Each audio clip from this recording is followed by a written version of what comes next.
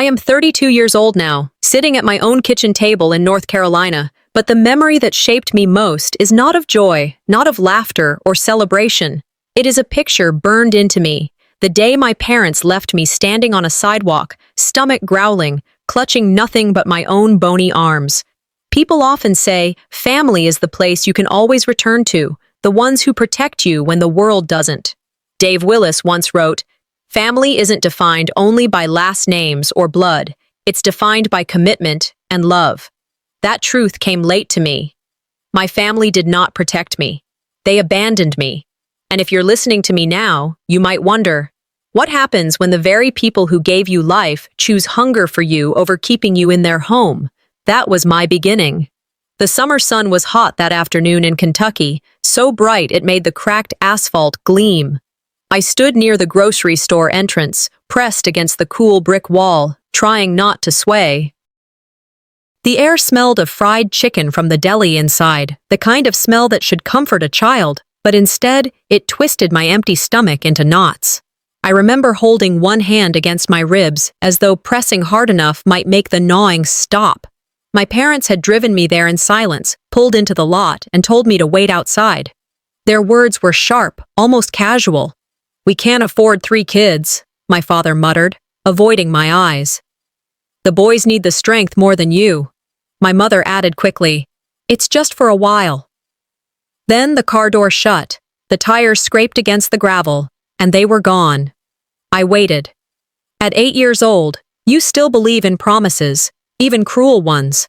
I told myself they would be back before dinner. Hours stretched. People walked past with bags of groceries, laughing, kids holding ice cream cones. No one noticed the little girl leaning against the wall, except one older woman. She slowed down, bent slightly, and asked, "Honey, where are your parents?"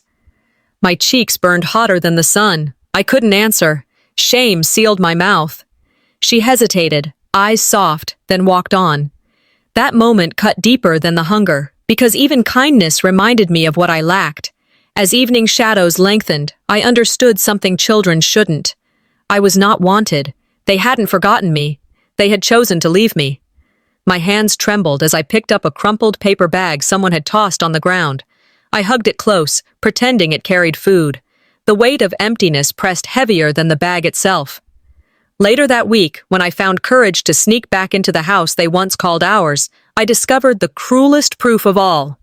In the living room, stacked on the coffee table, lay the family photo albums. I opened one. Page after page of smiling faces, my brothers at baseball games, blowing out birthday candles, opening Christmas presents under twinkling lights. Not a single photograph included me. It wasn't just dinner plates I had been excluded from. I was being erased from memory. In American homes, albums are more than collections of pictures. They are evidence of belonging. Mine testified to my absence. I stared at the pages, throat tight, and whispered, "You can't be forgotten if you were never remembered." The bitter truth clung harder than hunger. Still, children are built to survive. I scavenged crackers left behind, wrapped them in napkins, and hid them under my mattress like treasure. At school, when I had no lunch, I filled my stomach with water from the fountain, holding it until it sloshed inside me. Every sip was a trick to fool my body that it wasn't starving. They say, "What doesn't kill you makes you stronger." At the time, I didn't understand Nietzsche, but I lived his words. My resilience wasn't noble, it was necessity. I told myself, if no one will claim me, then I will claim myself.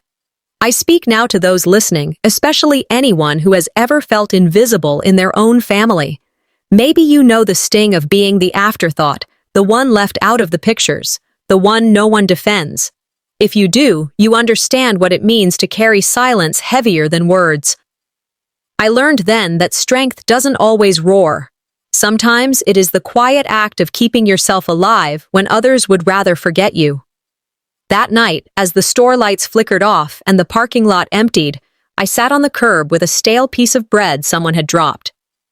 I clutched the paper bag like it mattered, chewing slowly, staring out at the horizon.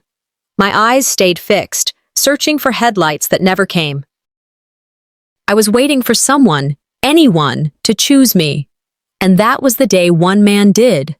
My grandfather. When I looked up from that curb outside the grocery store, I expected to see another stranger pass by with nothing more than a curious glance.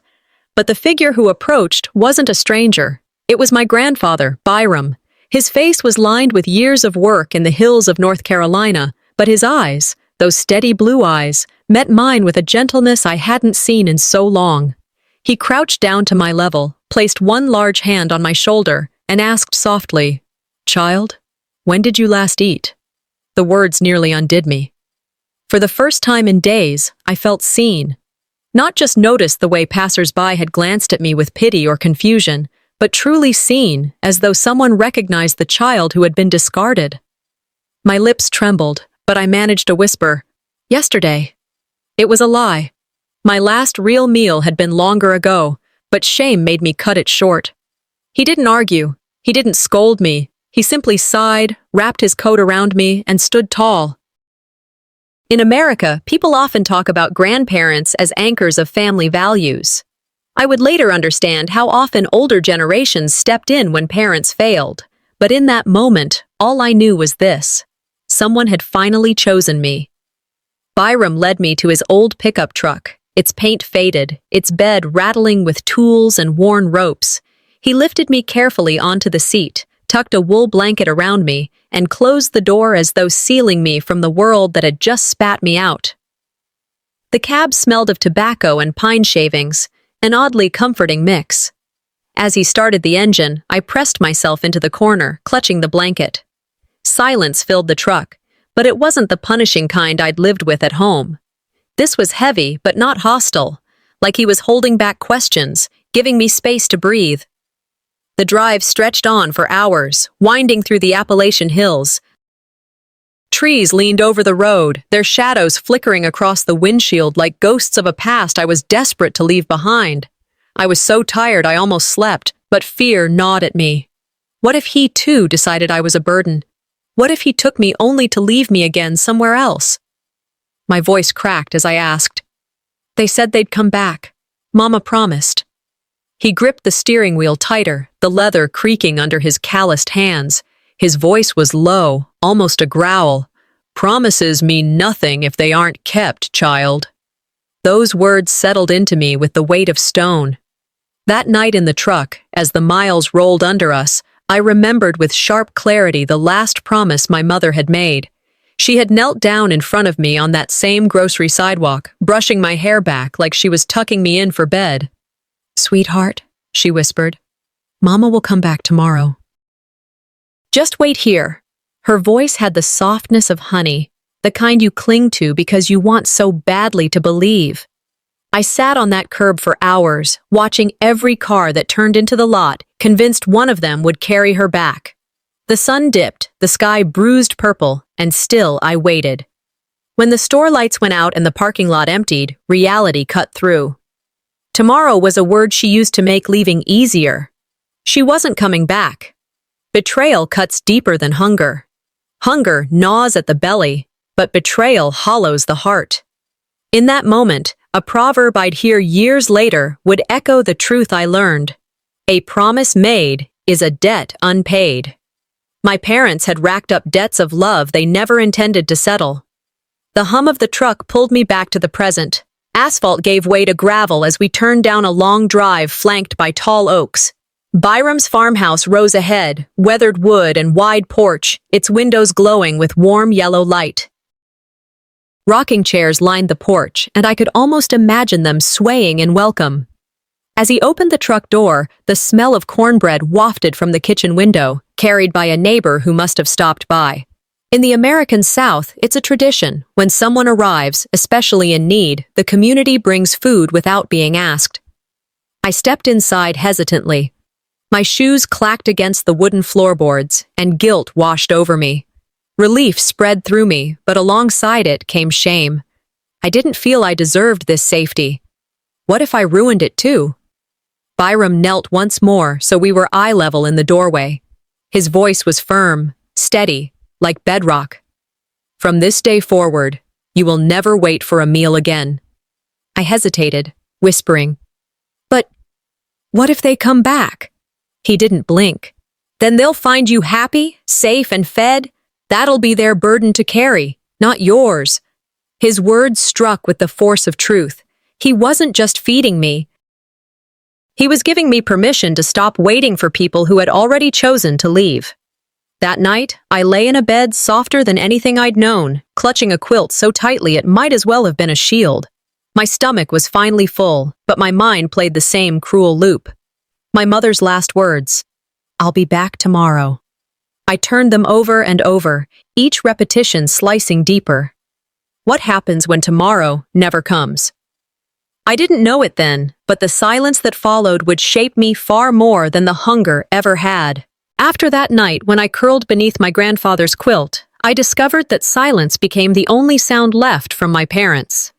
Days stretched into weeks, weeks became months, and still there were no phone calls, no letters, no unexpected visits. At first, I tried to make sense of it the way children do, weaving stories to shield myself from the sharper truth. Maybe the phone line was broken. Maybe the post office had lost a package. Perhaps they had been in some accident that prevented them from reaching me. I turned over these excuses in my head each evening, whispering them like bedtime prayers, convincing myself that tomorrow might bring a knock on the door. But by the time 2 years had passed, I could no longer pretend. Their silence wasn't chance. It was choice. They had cut the cord deliberately, and I was left to live with the echo. As I grew older, I understood a bitter truth I think many older Americans know. Silence is sometimes the most cruel response of all. Words can wound, but silence buries you. My first birthday after being abandoned felt like a test of hope. I remember running to the mailbox in front of Byram's farmhouse, the gravel crunching beneath my shoes. I waited the entire day, certain that at least a card would come, a piece of paper with their handwriting, anything to tell me they remembered. The mail carrier came and went. The box was empty. When I trudged back inside, my grandfather tried to distract me with stories about his own childhood, but even he couldn't fill that hollow space. The second birthday, I didn't run to the mailbox as quickly, but I still peeked out the window every hour. Nothing. By the third year, I stopped expecting, yet the ache only deepened. That year, when I came downstairs, Byram had placed a single cupcake on the table. A tiny flame flickered atop one candle. He didn't sing, he just slid it toward me with a nod. That simple gesture held more love than anything I had received from my parents, but it also magnified what I was missing. The absence of a call, of a card, of even one word was louder than any rejection I had ever known. Life went on, but the wound kept opening. Years later, whispers reached me from neighbors back in Kentucky. They told me my parents had moved houses, changed their phone numbers, and given no forwarding address. They weren't lost. They had made sure I couldn't find them. That was the sharpest cut. It wasn't neglect, it was erasure. They had chosen to vanish, not just from my present, but from any chance of my future. In America, there is an expectation that children will call home. Holidays, graduations, Sunday evenings, phone lines buzz with voices that connect generations. I became a child without a home to call. There was no number, no address, no welcome waiting. That gap was a canyon I could never cross. I had two choices: collapse into the emptiness or build something over it. So I poured myself into schoolwork. Books became companions that never left. I helped my grandfather with chores around the farm, feeding the chickens, stacking firewood, mending fences. Each task gave me something tangible to hold on to when everything else felt unstable. I learned to fix things, to grow things, to push my mind and hands until exhaustion silenced the questions that had no answers. Still, no amount of stability erased the whole.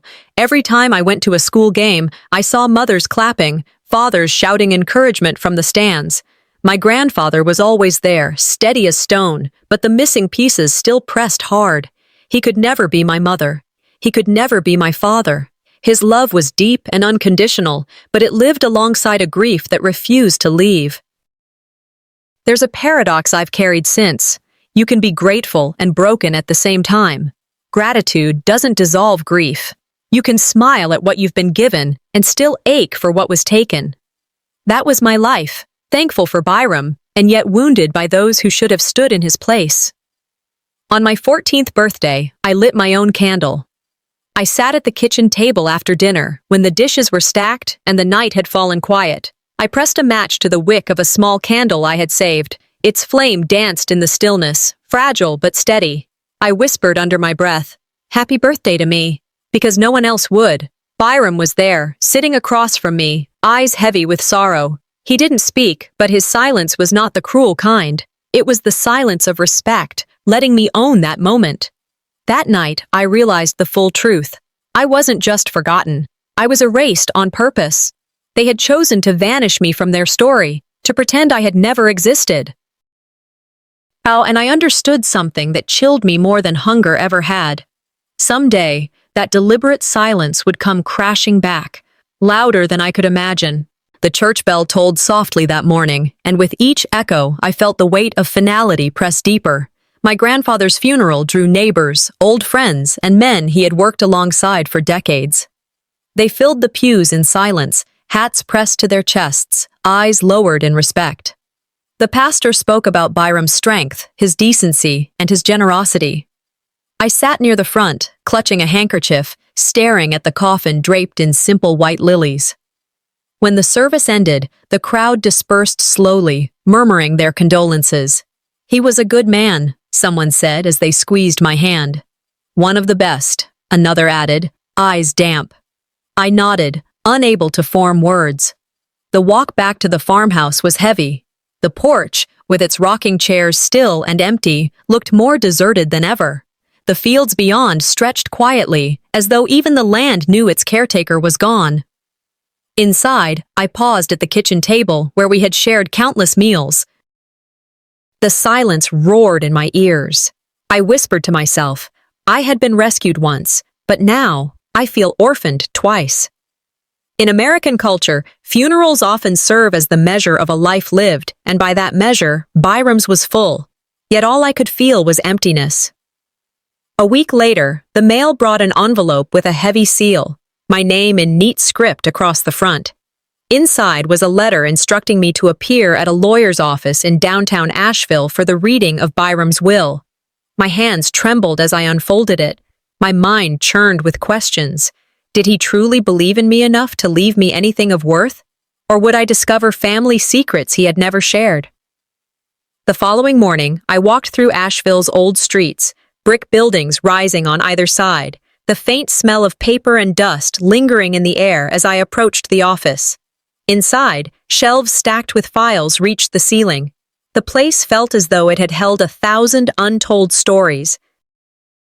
The lawyer, a woman named Eleonora, greeted me warmly. Her hair was silver at the temples, her presence calm. She gestured for me to sit, folding her hands over a neat stack of papers.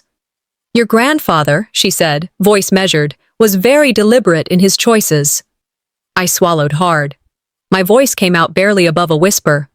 "I just hope I was one of them." She gave a slight nod and opened the folder. The air in the room seemed to still. "Byram left you his entire estate," she said. $10 million in financial assets, the farmland, the farmhouse, and all personal belongings. My breath caught. My world tilted. Then she slid forward an envelope, the familiar handwriting on its front. "He also left this letter, specifically for you." I unfolded it slowly, heart hammering. The words blurred through my tears. "You were the one who stood by me. You know hunger, so you will never waste. You know pain, so you will never be cruel. You are the legacy I choose." I pressed the letter to my chest, a mixture of awe and fear surging inside me. Validation flooded me. He had trusted me, seen me, chosen me above all others. Yet with it came the heavy weight of responsibility. His words were more than comfort. They were a charge to carry forward. Eleonora cleared her throat. "He prepared these documents years ago. Every measure was taken to prevent contestation. He wanted this to be secure for you." She paused. "He anticipated trouble." I nodded slowly, the truth sinking in. In America, inheritance often splits families apart, creating wounds that never heal. My grandfather had known this and shielded me before I even realized I would need protection. Despite the sudden wealth, my old scars clung tightly. After leaving the office, I sat in the lobby waiting for a taxi. A tray of coffee and cookies had been set out for clients. Without thinking, I slipped 2 cookies into a napkin and tucked them into my bag. It wasn't until later, as I unwrapped them at the farmhouse, that I realized what I had done. Habits from hunger refused to leave, even when food and money surrounded me.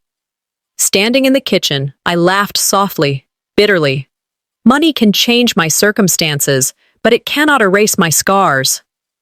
Viewers who have lived through lean years might understand. Even decades later, people who grew up poor often hide food, keep the lights dim to save electricity, or reuse items long past their worth. That survival instinct lingers, no matter how secure life becomes. That evening, I returned to the farmhouse. The walls seemed to hum with absence, and yet his presence lingered in every creak of the floorboards. I placed the letter in the center of the kitchen table, reading the words again and again. "You are the legacy I choose." I whispered into the dim light. But what happens when the ones who didn't choose me come back? I couldn't know then that the silence of years would soon shatter, and that very table would bear witness to a storm my grandfather had feared all along. The morning after the will reading, the farmhouse was quiet in a way that carried both comfort and unease. I brewed coffee, listening to the tick of the old clock on the wall. For a brief moment, I allowed myself to believe that maybe peace would follow Byram's passing, that the letter he left me would keep storms at bay. That illusion shattered with a knock at the door. Loud, confident, insistent, nothing like the soft knocks of neighbors who came to check on me. I set the mug down slowly, every nerve tightening. When I opened the door, the sight before me nearly took the breath from my chest. My parents stood there for the first time in more than a decade. My father's suit gleamed, pressed to perfection, cufflinks glinting in the sun. My mother wore a silk scarf, her wrists heavy with bracelets that clinked with each movement. They looked polished, expensive, rehearsed, like guests arriving at a gala. I had imagined apologies, maybe tears, maybe explanations for years of silence. Instead, I got designer fabrics and the faint scent of perfume that reminded me of department stores. My stomach tightened. They looked more like visitors trying to impress than parents reclaiming their daughter. They didn't wait for an invitation. Sweeping past me, they entered the kitchen as though inspecting real estate. Their eyes moved over every surface, the polished table, the photographs Byram kept, even the plates in the cabinet. My mother's voice rang out in an overly sweet tone. "Oh, honey, we've missed you so much." The words landed flat. I caught the artificial edge beneath them. Her perfume filled the air, expensive and sharp. My thought cut in like a whisper I couldn't suppress. This smells like money, not motherhood. My father trailed his fingers along the mantel, nodding to himself. They spoke too loudly, their phrases rehearsed. "You've grown into such a fine young woman," he declared, though his eyes flickered more toward the house than toward me. It wasn't warmth, it was performance, staged and deliberate. In this country, people talk often about authenticity, how you can tell when someone is genuine and when someone is only playing a part. Their act was obvious. They weren't here to mend. They were here for something else. The sharpest sting came not from them, but from the door opening again. Celestine, a neighbor, stepped in with a pie balanced in her hands. She smiled warmly, her eyes landing on my parents. "Well, I didn't know you had another daughter. I thought you just had the boys." The words struck me like a blade. My chest tightened, a flush creeping into my face. It wasn't her fault, she didn't know, but her casual remark revealed everything I had feared all these years, that in the story my parents told the world, I didn't exist. They laughed awkwardly. My mother adjusted her scarf, offering no correction.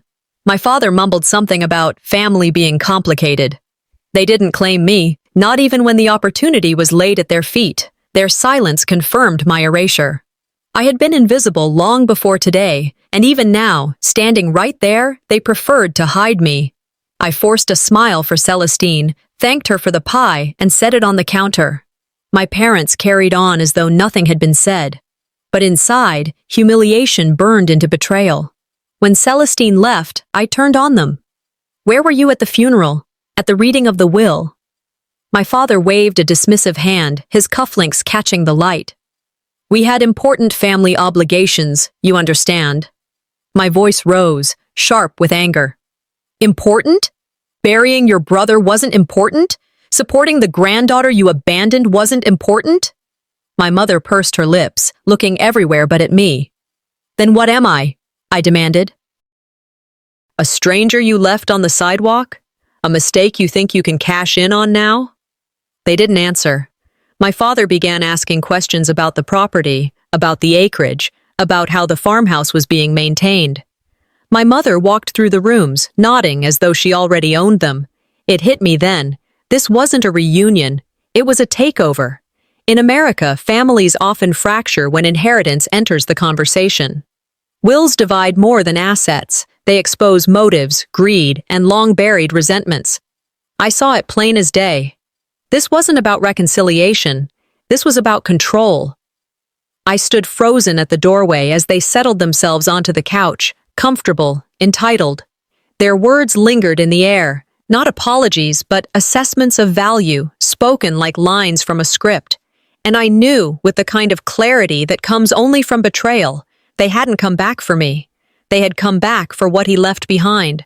My mother sat across the kitchen table, the morning light striking the silk scarf draped around her shoulders. She smiled sweetly, the kind of smile strangers might mistake for warmth. But then she spoke, her tone honeyed and poisonous all at once. If it weren't for us, she said, folding her manicured hands, you wouldn't even exist to inherit this. The words fell like shards of glass across the table. For a moment, I couldn't breathe. I had expected greed, maybe even anger, but not this casual cruelty disguised as love. I felt my throat tighten, a wave of heat climbing into my cheeks. My silence must have pleased her because her smile deepened, as if she had scored a victory. Inside, rage burned. In America, parents are expected to nurture their children, to provide shelter and guidance. Using my very existence as a bargaining chip was not love, it was abuse. A quote came to my mind, one I had once read. Sometimes the deepest cuts are not from knives, but from words you trusted. I had trusted her once, and here she was, cutting again, sharper than hunger ever had. The silence that followed stretched heavy until I finally broke it. Existence is not love, I said, my voice trembling but clear. You chose hunger for me. My father leaned back in his chair, waving a dismissive hand as though I were a child exaggerating a scraped knee. Don't make this dramatic. We made sacrifices for the boys, too. I slammed my palm against the table. You didn't sacrifice. You abandoned. My words shook, but they carried steel. You left me on a sidewalk and told me to wait. You never came back. The air quivered with tension. For years, I had swallowed this pain, carried it like a stone in my chest. Speaking it aloud was both agony and release. My parents shifted uncomfortably, as though the truth might stain the fabric of their fine clothes. Before the silence could thicken further, my brother Orania leaned forward. His voice was soft, almost soothing. Look, sis, let's put the past behind us. We're family, right? He gave a practiced smile, the kind designed to disarm. For the briefest second, I almost believed him. Almost. Then he lowered his tone, leaning close so only I could hear. I need help starting my company. Just a small loan, nothing big. You'll hardly miss it with what you've got. I froze. His words cut even deeper than my mother's. Kindness was a mask. Behind it, the same hunger gleamed, not for reconciliation, but for money. My stomach turned. I pushed my chair back, the legs screeching against the wooden floor. You came here for yourselves, I said, loud enough for all of them to hear. Not for me, not for him, just for this house, this land, this money. My brother's smile faltered. My mother pursed her lips. My father cleared his throat, his jaw tightening. They didn't deny it. I drew a steadying breath and stood tall. This inheritance is not yours. It's not fuel for your businesses or your jewelry or your excuses. It's mine, Because he trusted me. My mother's sweet veneer cracked. Don't be selfish. Blood means you share. I met her gaze, my voice like a blade. Blood means nothing if it starves you. The kitchen grew still. My words echoed against the walls, bouncing between the framed photographs and the quiet hum of the refrigerator. It was the turning point. I knew in that moment I would not be manipulated further. There's a saying I've carried with me. Family is supposed to be your safe place. If it isn't, you build your own. That's what I was doing now. The atmosphere shifted. My parents and brother sat across from me, their faces tight with fury and greed. They were no longer pretending, no longer performing sweetness. Their silence was thick, dangerous, the kind that precedes a storm. I stood there, heart pounding, but my resolve was steady. They had no intention of stopping. Words had failed to bend me, so I knew their next move would be worse. And soon, they wouldn't just use words. They would use the house itself as their weapon. The first sound was faint, but unmistakable. The creak of the old wooden staircase groaning under weight that wasn't mine. My heart jolted, and I turned sharply from the kitchen doorway to see my parents and brother making their way upstairs. They moved with the certainty of people who already believed they owned the place. My father's polished shoes clicked against the steps, my mother's bracelets jingled with each motion, and Urania trailed behind, whistling as if he were touring a hotel. I froze, rooted to the floor. Every step they took up those stairs felt like a knife through the memory of Byram. His farmhouse wasn't just wood and nails, it was his labor, his sanctuary, his legacy to me. And here they were, treating it like a property listing to be carved apart. "Look at this one," Urania called out from the landing, swinging open a door without hesitation. His voice carried down the hall. "Perfect size for me when I move in." Plenty of space for my equipment. The casual arrogance in his tone made my blood run hot. They weren't visiting. They weren't mourning. They were dividing. In this country, property rights are sacred. The idea that someone could walk into your home, open your doors, claim your rooms, it's one of the deepest violations. And yet here stood my family, my blood, trespassing not just on floors and walls, but on the memory of the man who had saved me. My shock quickly twisted into fury. I tightened my fists, nails pressing into my palms as I whispered to myself. They were carving up my grandfather's house as if he never existed. I climbed the stairs 2 at a time, confronting them in the hall. My mother turned, wearing a look of staged concern. Her voice softened unnaturally, words rehearsed. "Sweetheart, don't look so upset. We're your parents. Of course we belong here." Her eyes scanned the hallway like she was cataloging valuables. Then she leaned closer, her voice dipping into that sickly tone people use when they're trying to sell something. "Children are supposed to take care of their parents. That's how it works in every culture. You wouldn't want to be known as ungrateful, would you?" The words hit harder than her smile. She had turned the oldest weapon in the book against me. Guilt. Not just guilt, but filial duty. It was manipulation, wrapped in tradition. Inside my chest, memories stirred. Me at 8 years old, waiting outside that grocery store, clutching an empty paper bag. They didn't take care of me when I was starving. Why was I expected to take care of them now? I steadied myself, standing in the middle of the hallway to block their path. My voice cut through the house like a blade. "This is my house, not a hotel, not a charity. You don't get to claim it." My father chuckled bitterly, shaking his head as though I were the one being unreasonable. "You wouldn't even have this house without us giving you life," he said, his tone low and sharp. I met his eyes, my body trembling, but my voice firm. "You gave me life, then tried to take it by hunger." The hallway went still. They weren't used to me speaking back with such force. Urania shifted, his smirk fading into something colder. He dropped the mask of the helpful brother, stepping closer. "Let's be honest," he said, his voice laced with condescension. "You can't handle this house. You can't handle that kind of money. We're here to make sure you don't ruin everything. You should be thanking us." It struck me then. They weren't just invading. They were staging a takeover. Every step, every word, every glance made it clear. They had no intention of leaving. My pulse raced. I began thinking of options: lawyers, the authorities, anyone who could help me draw a line they couldn't cross. Their words and actions screamed entitlement, as though Byram's careful choice in his will meant nothing. The kitchen suddenly felt far away, but I forced my steps back down the hall, away from their smug faces. My hands shook as I reached for the old rotary phone hanging on the wall. My breath came sharp, but my voice was steady in my head. When your own blood becomes your enemy, you learn the true meaning of home invasion. I stared at the phone, the weight of the moment pressing against me. It was time to stop arguing with words. They would twist every phrase, spin every truth. It's time to fight with evidence, I whispered to myself. That night, I made a call that would change everything. After pacing the hallway for what felt like hours, I finally picked up the phone. My hands trembled, but my voice came steady. "Eleonora," I whispered when she answered. "They're here. They've taken over the house." She didn't hesitate. "Don't sign anything. Don't let them push you. I'll be there first thing in the morning." Relief washed over me, but it carried a shadow.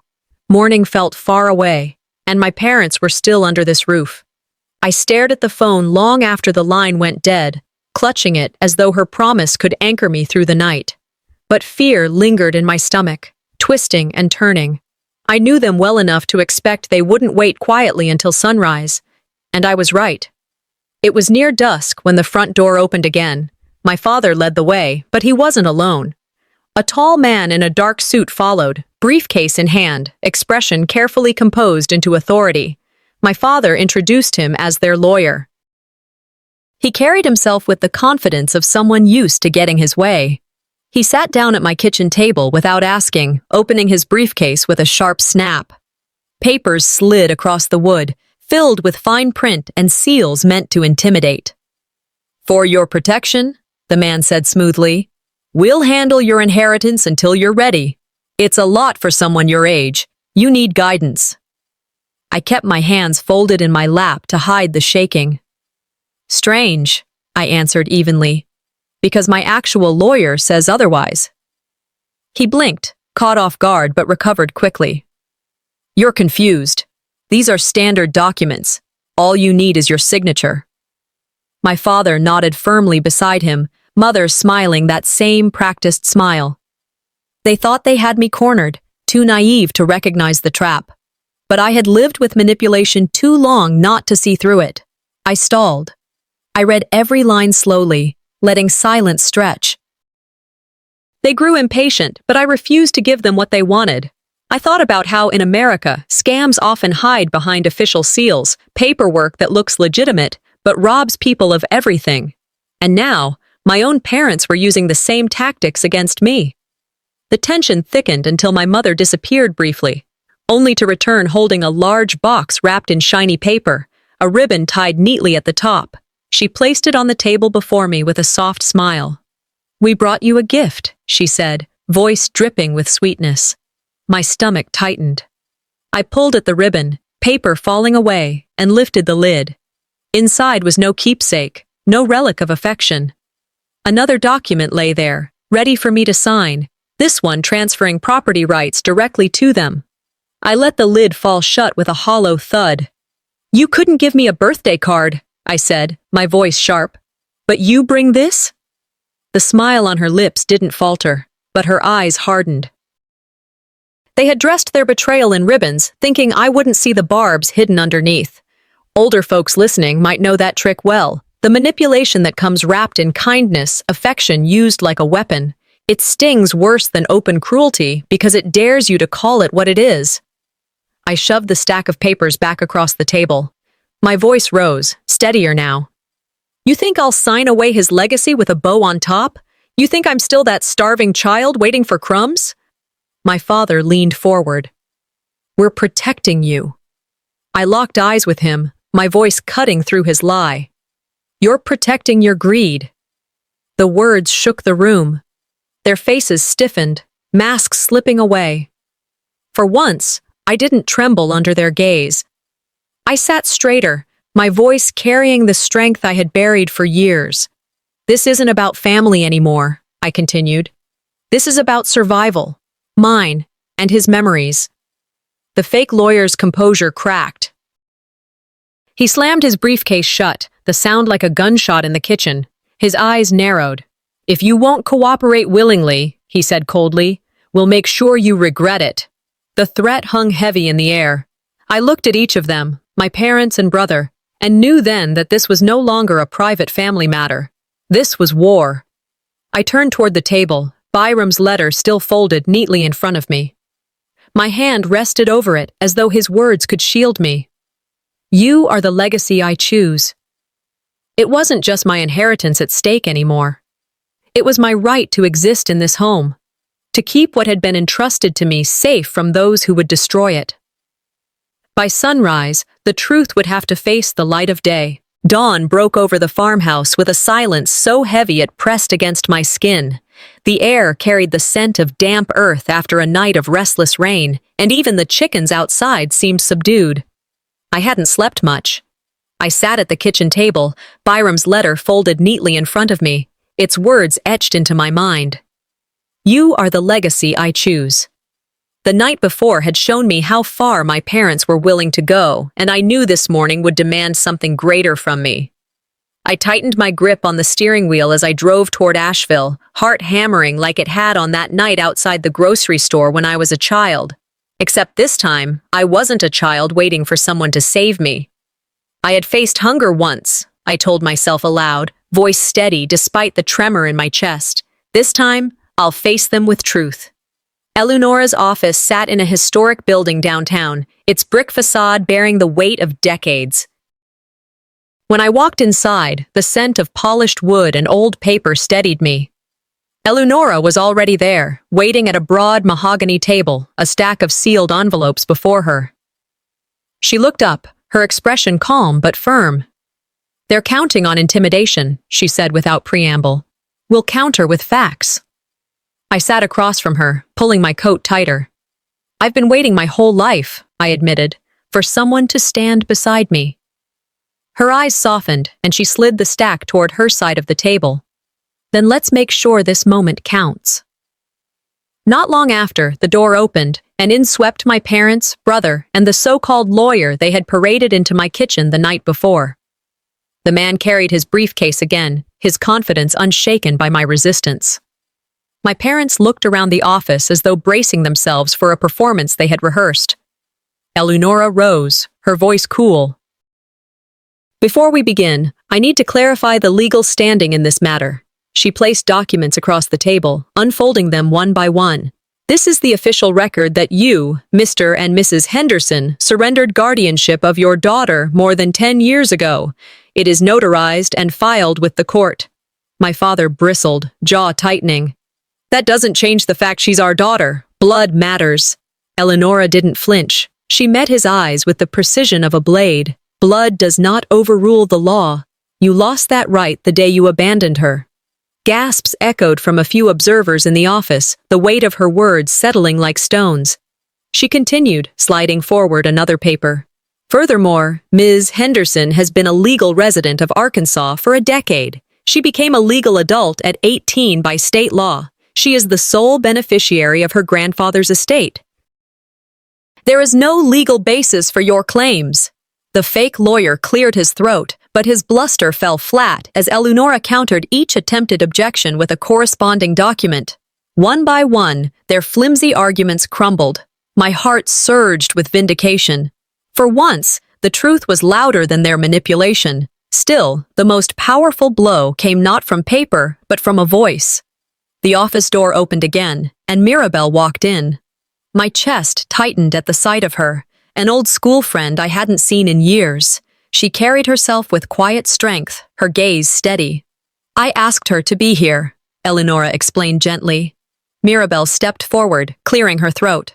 "I remember her as a child," she said, nodding toward me. "I remember seeing her outside the grocery store, hungry and alone. I used to sneak her snacks because her parents wouldn't feed her." The room fell silent. My parents' faces drained of color, their carefully constructed masks slipping. My mother's hand shot up to cover her mouth. My father's knuckles whitened against the edge of the table. My thoughts swirled. They couldn't erase the past anymore. Someone else remembered. The shame that had lived in me for years began to lift. I wasn't crazy. I wasn't exaggerating. There was a witness, someone who had seen and chosen to speak. Relief mingled with grief, the kind that comes when truth finally crawls into daylight after years of shadow. Eleonora leaned back, satisfied. The facts are undeniable. The witnesses are real. The estate remains untouched. But my father wasn't finished. His fist slammed onto the table, rattling the glass water pitchers. "This isn't over. We'll find another way."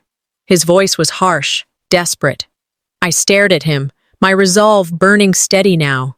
Their greed had no bottom. This was just one battle, not the end of the war. As we left the office, my narration carried with me. They weren't done.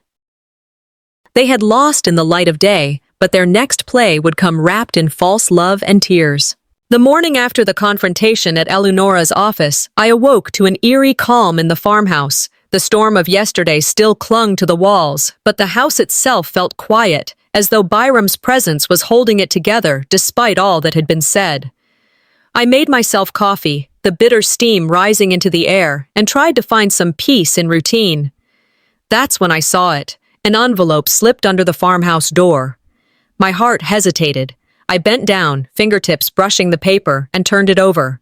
The handwriting on the front stopped me cold. My mother's delicate script, one I hadn't seen in years. I opened it slowly. The words inside read, "We're sorry. Please forgive us." For 1 second, I felt my chest tighten with something that almost resembled hope.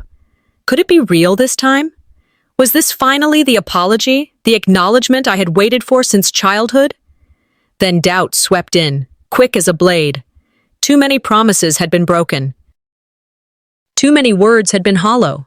Americans know this tactic well, the false reconciliation letter, the one manipulative relatives use when they want something, not when they feel something.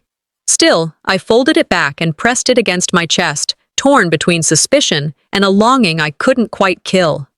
By late afternoon, the sound of tires crunching on the gravel driveway announced what my gut had already predicted. They came again. My parents and brother walked through the front door, this time dressed more modestly, as if humility could be stitched into their clothes. They carried no loud laughter, no forced grandeur, only lowered eyes and softened voices. Thessaly spoke first, hands clasped like a penitent. "We made mistakes," she said. "We're still your family."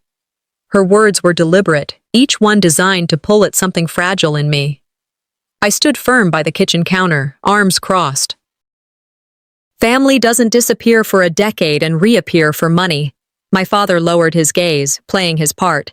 "We thought we were doing what was best, but we've seen what we did wrong."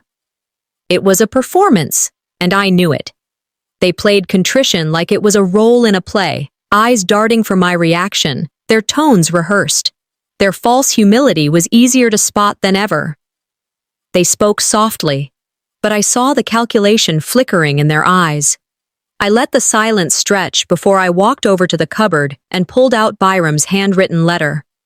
Slowly, I laid it on the table, sliding it toward them. "This is what matters," I said. The letter's edges were worn from how often I had held it. His words, though, were still strong. "You are the legacy I choose. No one else has the right to claim this." Their faces changed instantly. My mother's cheeks paled. My father's lips pressed into a thin, angry line. Their fury hid under thin smiles, but it was there, burning. Kendrew's voice cracked with forced calm. "That doesn't change blood." I leaned closer, meeting his eyes without flinching. "It changes everything. Blood abandoned me. He chose me." It was the first time I had said it out loud, the first time I had declared it without trembling. The validation surged through me, steady and undeniable. Their guilt-tripping could no longer pierce the armor that Byram's words had wrapped around me. Before the silence could suffocate the room, Eleonora, who had come at my request, reached into her bag and placed a small DVD on the table. "He left this as well," she said softly. I slid it into the player, and the screen flickered. Byram appeared, thinner and frailer than I remembered in his final months, but his eyes held the same piercing strength. His voice shook slightly with age, but his words cut clean through the air. "If they ever come back for what I leave," he said, looking straight into the camera, "remember this, they left you when you were hungry. I leave this to you because you never left me." The words wrapped around me like a shield, tears burning hot against my cheeks. I heard quiet gasps behind me, but I didn't turn to see them. For me, there was only his voice, his last words, captured forever, undeniable and eternal. "The dead cannot speak lies," Eleonora said softly. "Their last words are their truest." I wiped my face, but the tears kept coming. For the first time, they weren't tears of grief or loneliness. They were tears of closure, of a love that stood firm even after death. I turned to face them then. My parents sat stiff, unable to speak, shame painted across their faces. Orania muttered under his breath, "This changes things." "Yes," I whispered, my voice steady. "It changed everything, but not your greed." I knew then the battle wasn't over. They had been stripped of arguments, humiliated by truth and video, but their hunger hadn't disappeared. It never would. Their next move, I realized, would not be quiet. It would be public. The courthouse steps in, Charlotte stretched before me like a mountain I had to climb. The marble gleamed under the morning sun, polished smooth by decades of footsteps carrying people toward justice, or away from it. My legs felt heavy, but my back was straight. This wasn't just about the inheritance anymore. It wasn't about land, or money, or even the farmhouse that held Byram's memory. It was about something deeper, proving that blood isn't a free pass to betrayal. I paused halfway up the steps and looked at the flag waving high above, its fabric snapping in the breeze. Justice in America is supposed to be blind, but I knew all too well how often it tilts under pressure. Still, today, I wasn't walking in alone. Today, truth had its day in court. Inside, the air buzzed with whispers. Reporters, neighbors, curious onlookers filled the benches. My parents arrived flanked by Orania, their arrogance cloaked in false humility. My mother clutched a handkerchief, dabbing at dry eyes. My father nodded stiffly at familiar faces in the gallery, as if gathering allies with each glance. When the judge entered, the room rose and then sat in silence. My parents made their first move quickly. Thessaly leaned forward, her voice syrupy but loud enough to carry. "We're here to support our daughter," she said. I swallowed a bitter laugh. Support had never looked so much like theft. Their lawyer stood, presenting their argument. They are her parents. By virtue of blood, she owes them. The inheritance must be shared. I gripped the edge of the table, pulse steadying. The audacity was staggering, but not surprising.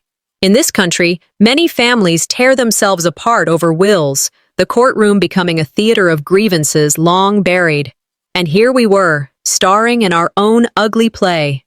Eleonora rose with calm authority. She unfolded the first set of papers, her voice measured, deliberate. "These are the original adoption records and guardianship surrender documents. Mr. and Mrs. Henderson signed them when their daughter was 10 years old, legally relinquishing all rights." She placed them before the judge. The rustle of the crowd rippled through the room. My father surged to his feet, face red. "She's still our daughter.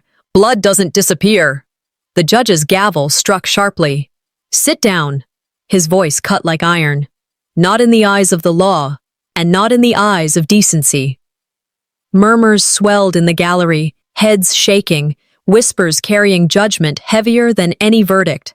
Eleonora pressed forward, sliding Byram's official will across the table. Furthermore, the estate in question was left entirely to his granddaughter. He prepared this document years in advance to prevent exactly this kind of dispute. The weight of her words pressed the room into silence. Neighbors shifted in their seats. Reporters scribbled furiously. And for the first time, I saw doubt flicker across my parents' faces. The hearing adjourned, and the courthouse emptied in a haze of chatter and flashing cameras. By the time I reached the farmhouse that evening, my parents had followed me, still simmering with defiance. When I stepped inside, they tried to push in behind me. I turned, hand firm on the door, and met their eyes. "This house isn't yours." It never was. With deliberate finality, I shut the door and locked it. The click echoed through the entryway, louder than any shout. I stood tall on the other side, breath steady. The same door that once opened when I was a hungry child now closed to those who abandoned me. It was more than wood and metal. It was a boundary carved in stone. Inside, the farmhouse was still, the quiet now comforting rather than suffocating. I walked to the kitchen, set my bag on the table, and sat in the chair where Byram once read his newspaper every morning. For the first time in years, I felt lighter, yet alongside that freedom was a shadow of loneliness. Winning doesn't erase scars, it doesn't return stolen birthdays or erase the memory of hunger, but it frees you to heal. And healing, I realized, meant choosing my future, not reliving my past. When the gavel struck the day before, it didn't just close a case, it closed a chapter of my life. The courthouse in Charlotte had seen my parents stripped bare of the power they clung to, the neighbors whispering as they left with nothing but their pride cracked and their names spoken in shame. They had walked out with the same silence they once handed me as a child, except this time it wasn't mine to carry. It was theirs. Back at the farmhouse, the aftermath was quieter than I expected. I thought victory would sound like celebration, but it felt more like release, a deep exhale after holding my breath for years. Vindication carried weight. It doesn't erase scars, but it does make them easier to bear. Sitting at the kitchen table with Byram's letter beside me, I whispered, "We won, didn't we?" The walls didn't answer, but the peace in the house did. I had hardly settled into that calm when I saw them again. My parents lingered at the porch, desperation replacing arrogance. They knocked, not loudly this time, but with the hesitancy of people who knew the answer before they asked. I opened the door just wide enough to face them. My mother's eyes brimmed with practiced tears, my father's jaw clenched with the weight of words he couldn't form. "This house," I said firmly, "was built on love, not greed. You don't belong here." I closed the door slowly but deliberately, twisting the lock with a click that echoed louder than any scream. That was the end of their access, the final act of closure. In this country, people talk often about boundaries, about the strength it takes to draw them even when others don't respect them. That lock was my line. I leaned against the door, my heart steady. The same door that once opened when I was hungry, I thought, now closes to the ones who left me starving. They pleaded from the other side, words muffled, but I didn't move. My voice rose, not for them, but for myself. You chose to starve me. You chose to erase me, and today, I choose to erase you. My mother's sobs turned shrill, my father's voice cracked with anger, but I stood unmoved. Justice didn't look like revenge, it looked like independence. As George Herbert wrote long ago, "The best revenge is living well." And in that moment, I understood those words better than I ever had. For years, I had sought recognition, begging in silence for them to see me. That hunger was gone. What remained was something stronger, pride in myself, in what I had endured and who I had become. Later that evening, I sat alone in the farmhouse, the quiet now a comfort instead of a curse. I reread Byram's letter and replayed his recorded message. His frail voice filled the room, but this time it didn't bring tears of sorrow, it brought gratitude. "You are the legacy I choose." I whispered back to the empty air. "I'll honor that. I'll honor you." I pulled out a notebook and began drafting plans. The estate would not sit idle. I thought of scholarships for children who knew the taste of hunger, of programs to support those who had been discarded as I had been. The land Byram left could grow more than crops. It could grow hope. Older folks know this truth well. The only way to soften the pain of your past is to turn it into purpose for someone else. As I wrote, I felt something shift inside me. The scars were still there, but now they were maps, guiding me toward building a life bigger than the pain. The farmhouse was dark by the time I finished. I walked slowly through each room, turning off the lights one by one. In the living room, I paused to look at the empty rocking chair on the porch outside, the one where Byram had sat so many evenings. I smiled softly. Finally, I stood at the front door, hand resting on the knob. Beyond the glass, the horizon glowed faintly with the first blush of dawn. I whispered, "Hunger once defined me. Betrayal once haunted me. But today, I define myself. I locked the door to my past so I could open the door to my future, because sometimes survival isn't enough. You must learn to thrive."